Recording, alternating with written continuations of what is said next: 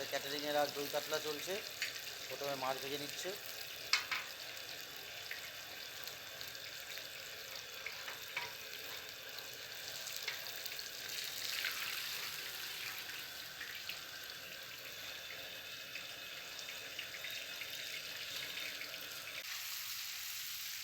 এরপরে গোটা গরম মশলা, শুকনো লঙ্কা ফোড়ন দিয়ে টমেটো পেস্ট দিয়ে দিল আমাদের অমিতদা।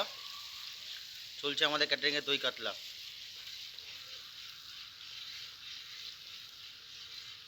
তারপর গেল কাঁচা লঙ্কা পেস্ট।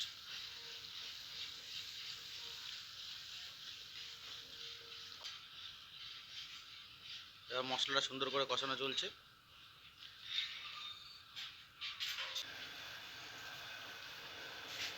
সুন্দর করে মশলাটা কষানোর পর তেল ছাড়ার পরে অমিতদা রসুন বাটা দিয়ে দিল।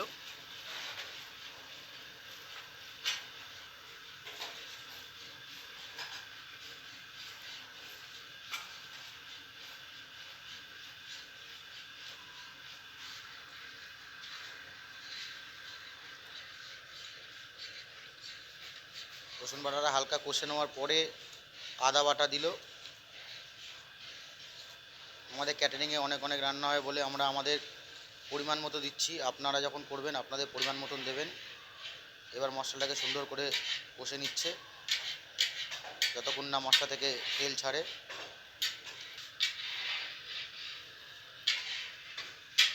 চালমগজ বাটা, পোস্ত বাটা, কাজু বাদাম বাটা অমিতদা দিয়ে দিয়েছে। দিয়ে সুন্দর করে মশলাটাকে কষে নিচ্ছে। চলছে আমাদের ক্যাটারিংয়ের দই কাতলা। এবার দিয়ে দিচ্ছে টক দই। বেশ অনেকটাই দই লাগে যেহেতু দই কাতলা। আপনারা আপনাদের মাছের পরিমাণ মতো আপনারা দেবেন।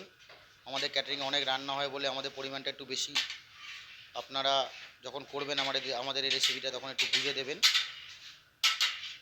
দই দিয়ে এবার মশলাটা কষানো চলছে।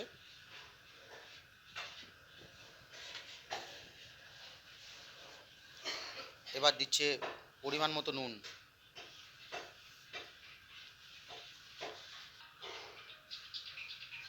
এবার দিচ্ছে পরিমাণ মতো চিনি।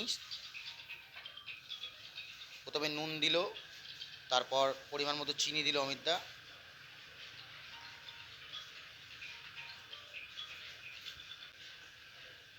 এরপর দিয়ে দিল ধনে গুঁড়ো।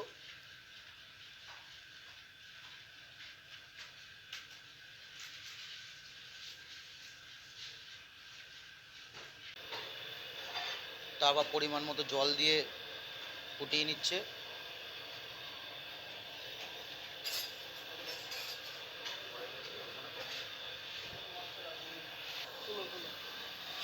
সুন্দর করে মাছটাকে সাজিয়ে নিয়েছে।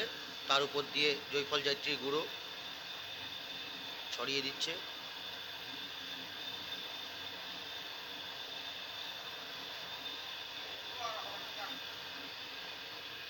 এবার দিল গরম মশলার গুঁড়ো। তার উপর দিয়ে চলে গেল ঘি।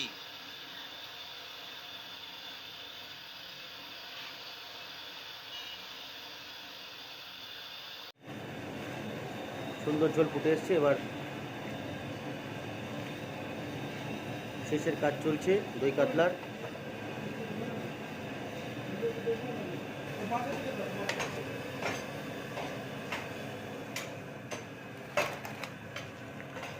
এবার গ্রেভিটা মাছের উপরে দিয়ে দিল সুন্দর করে।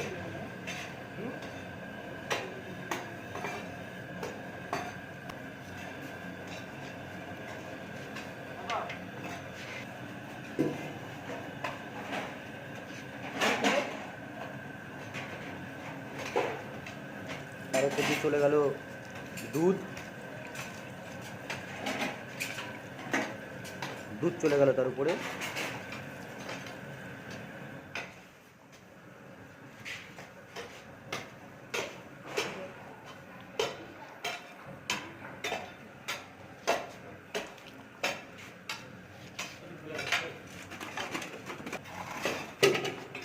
রেডি হয়ে গেছে আমাদের দই কাতলা।